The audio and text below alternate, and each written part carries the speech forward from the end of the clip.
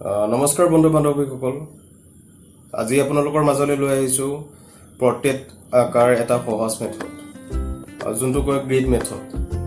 আৰু মই গ্ৰীড মেথডটো ব্যৱহাৰ কৰিয়ে যথেষ্ট ভাল ফলাফল পাইছোঁ। তো দেৰি নকৰি ভিডিঅ'টো আৰম্ভ কৰোঁ আৰু ভিডিঅ'টো স্ক্ৰিপ্ট নকৰি সম্পূৰ্ণ ভিডিঅ'টো চাবলৈ চেষ্টা কৰিব, তেতিয়াহে হয়তো বুজি পাব কথাখিনি। তো আহক ভিডিঅ'টো আৰম্ভ কৰোঁ।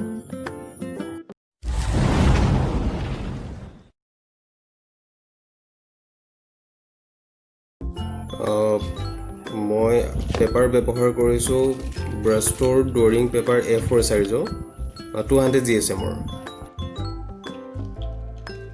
মই পেঞ্চিল ব্যৱহাৰ কৰিছোঁ বাইংগো স্কেটছ পেঞ্চিল 12, য'ত নেকি 12 পিচ থাকে। ফাৰ্ষ্ট অফ অল স্কেলেৰে 1 ইঞ্চিৰ জোখত চাৰিওফালে বাউণ্ডাৰীটো মাৰি ল'ব লাগে। 1 ইঞ্চিৰে ডট টানি টানি, যিহেতু আমি গ্ৰীড মেথডত কৰি আছোঁ, গ্ৰাফ টানিবলৈ হ'লে সহায় হয় আপোনাৰ।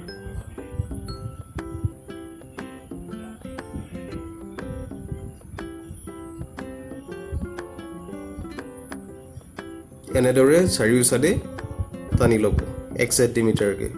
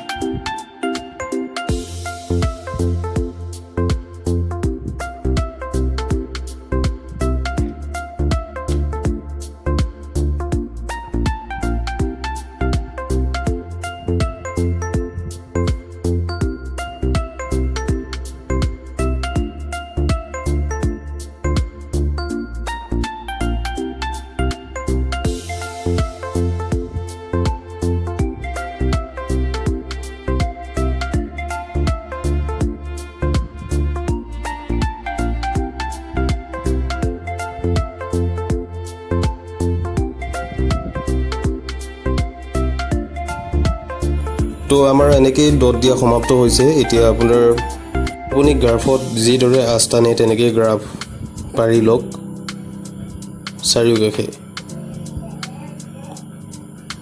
1 ইঞ্চি অন্তৰে অন্তৰে টানি লওক, যিহেতু আমি ফটো ৰেকৰ্ডিং বনাব লাগিব। ফটোখনো আপুনি গ্ৰাফৰ সহায়ত বনাই লওক।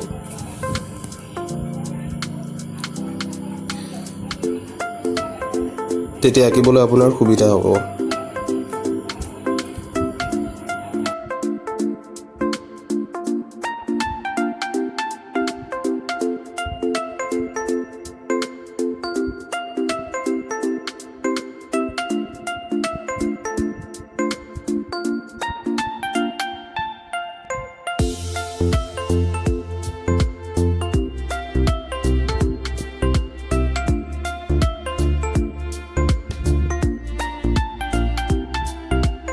তো ইতিমধ্যে আপোনাৰ ইটো লাইন শেষ হৈছে। এইটো লাইনত চেম তেনেদৰে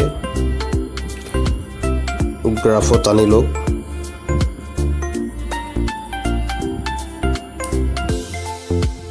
এইটোৱে হৈছে গ্ৰীড মেথড।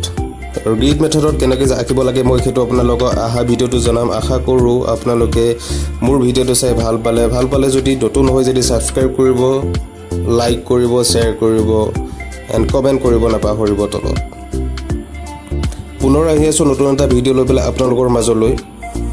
আশা কৰোঁ সেই ভিডিঅ'টো চাব। ধন্যবাদ। জয় আই অসম।